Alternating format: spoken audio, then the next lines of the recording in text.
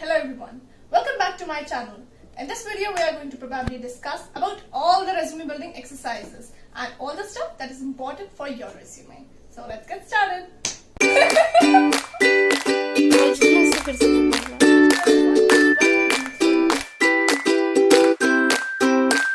Question दिमाग में क्या होता है एक रेज्यूमे को सोच के कि रेज्यूमे क्या है। ये लोग ये सोचते हैं कि ऑफिशियल डॉक्यूमेंट है, पीस ऑफ पेपर है जो एम्प्लॉयर के पास जाता है, वो उसके अकॉर्डिंग तुम्हें जज करता है और उसके अकॉर्डिंग तुम्हें आगे के राउंड ऑफ इंटरव्यूज के लिए क्लियर करता है बेसिकली। तो मुझे ये नहीं पता कि आगे होना क्या होता है, कैसे होता है, आपके दिमाग में है वो, बट क्या होना चाहिए यहाँ मैं आपको ये बताऊंगी। एक रेज्यूमे एक मिरर की तरह होना चाहिए, एक ऐसा मिरर जो आपको रिफ्लेक्ट करे, एक ऐसा मिरर जो आपकी सच्चाई बताए, आपके बारे में बताए, राइट।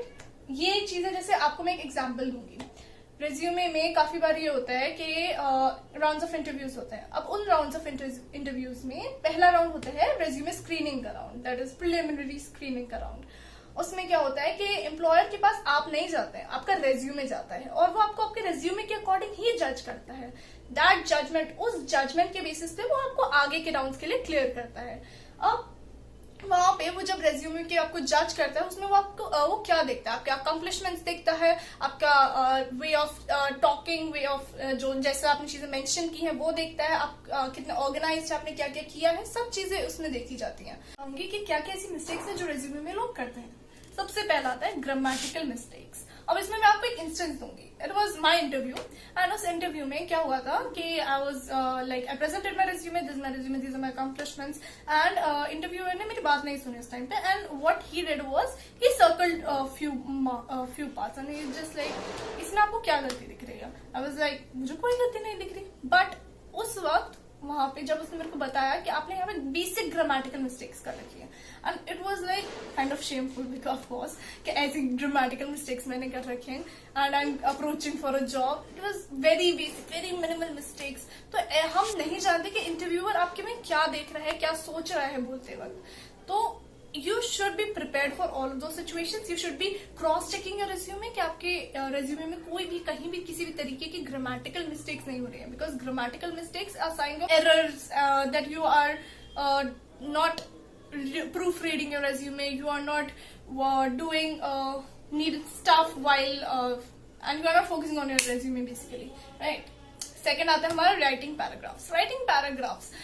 अब मैंने मतलब when I was taking interviews वहां पे मैंने एक चीज नोटिस की थी। I had this piled up resumes and वहां पे एक चीज थी कि रेज्यूमेज में लोगों ने 3-3 पेज के रेज्यूमे लिख रखे थे, इतने बड़े पैराग्राफ्स में they have written explained their achievements basically and it was boring for me to read it, क्योंकि मेरे पास 1000 रेज्यूमेज थे। आई वांट रीड कि मैं एक पेज पर 2-3 पेज का रेज्यूमे पकड़ूंगी जिसमें एक नॉवल राइटिंग की तरह आपने सब चीजें लिख रखी हूँ। Sorry, no one would do that when an interviewer sees के ये चीजें हो रही हैं, ऐसे इतना बड़ा है मेरे, he will definitely ignore it. Like मेरे पास इतना टाइम नहीं है, किसी के पास इतना टाइम नहीं होता है। So to cut short, to avoid that situation, always use phrases, छोटे phrases, cut to the point.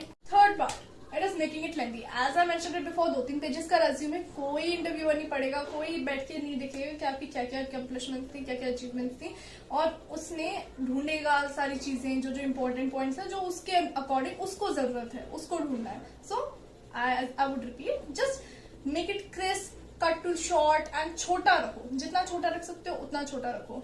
But छोटा रखने का ये नहीं है कि आप अपने इंपॉर्टेंट डिटेल्स उड़ा दो, उसमें से अपने इंपॉर्टेंट अकम्पलिशमेंट्स उड़ा दो। Just write short sentences that are needed, not using whole sentences, a whole lot of sentences, right?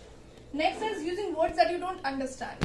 अब काफी बार मैंने again I would mark an instance here कि I was taking one interview, वहां पे मैंने वो पढ़ा, उसका रेज्यूमे पढ़ा, वहां पे he had used काफी बड़े बड़े words and it was content writing interview, right? So मैंने उससे पूछा that you have used this word in your resume, what is the meaning of this word?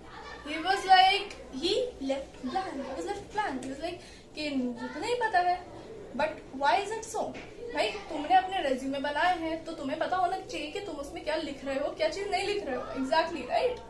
So it is more important कि जो तुम उसमें words यूज कर रहे हो वो तुम्हें पता होना चाहिए क्या है, because you never know the mind of an interviewer। जब वो तुमसे वहीं पे पूछ ले कि इसका मतलब क्या है, क्या चीज तुमने लिखी है, तुम शो ऑफ प्लीज मत मारना, जो हो be the real self, be the real self, important. Now we will talk about, यहाँ पे अगला पॉइंट है नॉट यूजिंग एडजेक्टिव्स। एडजेक्टिव्स, अब ये मैंने पहले बोला कि टेक्निकल टर्म्स ऐसे मत यूज करो जो समझ में नहीं आते, अब तुम एडजेक्टिव्स यूज करने को बोल रहे हो। नहीं भाई, साफ सीधी बात है कि एडजेक्टिव्स तुम्हें जब यूज करने हैं जब तुम्हें वो एडजेक्टिव्स पता हो। ऐसे भी नहीं कि तुमने बहुत सारे टेक्निकल टर्म्स जो तुम्हें पता नहीं है वो तुमने यूज कर दिए, वो तुमने उसमें डाल दिए और तुम्हें वो बात समझ नहीं आ रही। No bro, you have to put only those stuff that you understand. इसमें आगे स्लाइड में मैं एक लिस्ट अटैच कर दूंगी that will B of adjectives. वो आपको हेल्प करेगा कि आप कौन सा एडजेक्टिव्स अपने रेज्यूमे में यूज कर सकते हैं, and that will be good for you, right. So अब आता है मेंशनिंग स्मॉल डिटेल्स। ऐसी छोटी छोटी डिटेल्स मेंशन करना, मैंने अभी पहले बोला कि इतना लंबा मत लिखो, अब मैं बोल रही हूँ कि स्मॉल डिटेल्स मेंशन करो, तो कैसे करेंगे भाई? ये इंपॉर्टेंट पॉइंट यहाँ पे ये है कि तुम्हें स्मॉल डिटेल मेंशन तो करनी है, but heading two heading, short crisp इतने लंबे लंबे सेंटेंसेस तुमने लिख दिए। अपनी स्मॉल डिटेल्स मत भूलो, जैसे तुमने जो अचीव किया, तुमने कौन सा ओलंपियाड जीता, कौन से लेवल पे टॉप किया, कौन से लेवल पे तुमने खेला। Don't forget those things because that is more important. Okay, if I am telling कि cut short the resume, that means that इतना रिज्यूमे कट करो जो तुम्हारे एक्स्ट्रा वर्ड्स हैं, जैसे is, am, are and what are, if you are using complete sentences avoid that is more important. Next is skills column. अब skills column में I would quote a funny instance. मैंने काफी सारे resumes refer किए थे, उसमें वहां पे स्किल्स में आ रहा था internet surfing, googling, cooking, singing. अब एक बात आप मुझे बताओ कि वहां पे आप स्किल्स कॉलम डाल रहे हो, आपके पास जगह वैसी कम है, तो आप ऐसी चीजें क्यों डालोगे जो जॉब डिस्क्रिप्शन के ना क्लोज तक नहीं है? ऐसी चीजें literally, why would someone put internet surfing? Oh my god, let it be. ऐसी चीजें लोग डालते हैं and then resume of course ignore कर दी जाती है और देखी भी नहीं जाती है। तो आप अपना बेसिकली जो वर्ड लिमिट है वो वेस्ट कर रहे हो एक तरीके से, राइट। अब एक और मैं इंस्टेंस बताऊंगी कि I was taking an interview of marketing का था, शायद मार्केटिंग में डिजिटल मार्केटिंग का इंटरव्यू था। उसमें बंदे ने लिख रखा था नीचे कि स्किल्स में digital marketing. I was like चलो अच्छी बात है, डिजिटल मार्केटिंग का कोर्स कर रखा है। तो I asked simple question, what is SEO? He was left blank. Basically काफी शॉर्ट टर्मिनोलॉजी जो है डिजिटल मार्केटिंग का कोर्स कर रखा है उन्हें पता होगा, बट who does that यार? तुम मेंशन करो तो तुम्हें पता होना चाहिए ना। सो स्किल्स में यार बड़ा चढ़ा के मत लिखो, जॉब डिस्क्रिप्शन के अकॉर्डिंग मत लिखो, बट ऐसी चीजें लिखो जो तुम्हें पता हो, जो तुम्हारी एक्चुअल की स्किल्स हो, like communication skills, problem solving skills, leadership skills. ये स्किल्स होती है जो चाहिए होती है एक इंटरव्यूअर को उस रेज्यूमे में। बट लोग लिख देते हैं cooking skill, singing skill, dancing skill. No one wants that, and please avoid big avoid for that. Next is not playing with the fonts. अब fonts की बारी आती है। मैं यार देखो, अपना रेज्यूमे ऐसा भी मत बनाओ कि लगे कि बंदा नॉवल पढ़ रहा है, इतने सिंपल छोटे छोटे वर्ड्स में लिखा हुआ है, इतना लंबा। एंड साफ सीधी बात है, वहां पे तुम प्ले विद द फॉन्ट्स। जैसे हेडिंग यूज किया, हेडिंग के लिए डिफरेंट फॉन्ट, टाइटल डाला different font, and styles different use करो, साइजेस डिफरेंट यूज करो, make it interesting, make it look good, nice, organized. And that is why I am saying and emphasizing on the fact that use and play with the fonts. That is more important, right? Next is attractive visuals. अब तुमने देखोगे MS Word में काफी से templates आते हैं, Canva में काफी से टेम्पलेट्स आते हैं रिज्यूमे के, जिसमें लोग क्या कर सकते हैं कि अपना बस इन्फॉर्मेशन पुट करके तो you will get a attractive and good visual resume, right. अब ऐसा भी नहीं है तुम्हें फूल पत्तियां डालने हैं रेज्यूमे में, please don't do that and से कि मैंने बोला है, ऐसा कुछ नहीं करना है। सिंपल सादा रेज्यूमे बनाओ, make it look it so that it looks more professional, looks more good, elegant. Use colours like blue, black, white, yellow, because these colors are more of professional inclined colors. I don't know if that is an actual term, but yeah. Next is making it colorful. Making it colorful, as I said, use those professional colors so that it looks good, यार, ठीक है।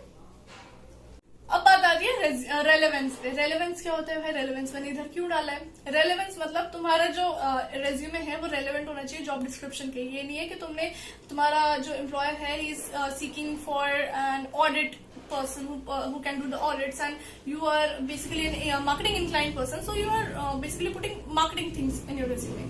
And जो तुम्हारा audit की तरफ inclination है, try to put that, it will be more beneficial for you, right? तो that is my part of highlighting कि relevance कहाँ तुम्हें highlight करनी चाहिए, right? Highlighting duties and leaving the achievements. Highlighting duties and leaving the achievements.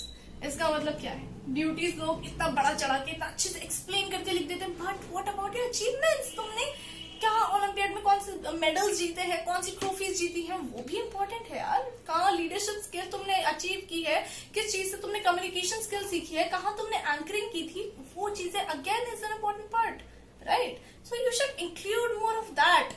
अपने achievements को दिखाओ बाहर कि हाँ मैंने ये किया है, I have one all of this and I have did it on my own. So that is more important rather than using duties के मैंने इस फर्म में ये चीज मैंने की थी इतने पीरियड के लिए। Of course it is important, but उसमें तुमने क्या सीखा is more important. What you achieved in that period is more important, right? Hobbies and skills, as I repeated, hobbies and skills के कॉलम में लोग लिख देते हैं cooking, singing, dancing. Please do not do that. I will be putting some of the drafts in the description column, जहाँ पे आपको काफी सारे ऐसी चीजें दिखाई देंगी, जैसे क्या क्या चीजें आपको हॉबी स्किल्स कॉलम्स में पुट करनी चाहिए, क्या एडजेक्टिव्स यूज करने चाहिए, क्या क्या नैरेटिव है इस वीडियो का। ये पीपीटी भी I will be putting in the description box. हमारी अगली साइड जो बात करते हैं that is objective and reference. Objective क्या होता है? स्टार्टिंग में छोटू सा स्टेटमेंट जो हम बताते हैं, जो हमारे बारे में बताते हैं एक तरीके से, तो वो होता है हमारा ऑब्जेक्टिव। ऑब्जेक्टिव कैसे और क्यों इंपॉर्टेंट है? क्योंकि यार जब इंटरव्यूअर के पास टाइम नहीं होता पूरा रेज्यूमे पढ़ने का, वो सीधा ऑब्जेक्टिव स्टेटमेंट देखता है कि इस बंदे ने क्या किया, short, crisp and cut and finish. तो तुम्हें ऐसा कुछ लिखना चाहिए जो तुम्हारे बारे में वेल डिस्क्राइब करे, जो तुम्हें अच्छे से डिस्क्राइब करे, तुम्हारे स्किल्स को अच्छे से डिस्क्राइब करे एंड तुमने जो किया है वो भी डिस्क्राइब करते हैं एक तरीके से, राइट? जैसे I am more keen and inclined towards the marketing skills and I'm more keen towards learning finance and something like that. Just be honest again, I would repeat यार, फेंकना मत इंटरव्यू के सामने। उसे पता रहता है कि कब बंदा फेंक रहा है कब नहीं फेंक रहा है, क्योंकि you know he is much more experienced than you are. So please just don't do that. Avoid those things जिसमें तुम फेंक रहे हो, शो ऑफ कर रहे हो। That's all I wanted to say on my part. So that's all for today. And इस video में I hope आपको सब चीजें समझ में आई हो, बट अगर नहीं भी आई हो तो इसके डिस्क्रिप्शन बॉक्स में आपको पीपीटी मिलेगी, जो मैंने नैरेटिव बोला है वो मिलेगा, एक एडजेक्टिव्स का मैंने बोला था ना पीडीएफ, वो भी मैं अटैच कर दूंगी नीचे, और रेज्यूमे इंटरव्यूज का जो पीडीएफ था जिसमें मैं 20-25 इंटरव्यूअर्स की ईमेल आईडी शेयर कर रही थी, वो भी आपको डिस्क्रिप्शन बॉक्स में मिलेगा। Okay, so next video I was thinking to make about, जैसे लोग बोलते हैं कि हमें एचआर से कनेक्ट करना है, तो आप लिंक्डइन पे कैसे डिफरेंट एचआर से आप कनेक्ट कर सकते हैं, कैसे डिफरेंट एचआर आपको हेल्प कर सकते हैं ऑन लिंक्डइन। आपको ईमेल आईडी भी लिंक्डइन पे ही मिल जाएगी उनकी, बट ये एक तरीका होता है, वो तरीका क्या होगा वो मैं आपको नेक्स्ट वीडियो में समझाऊंगी। Until then, if you want to know about it, just subscribe right now and like, comment and share if you want the video to be uploaded soon. Thank you so much.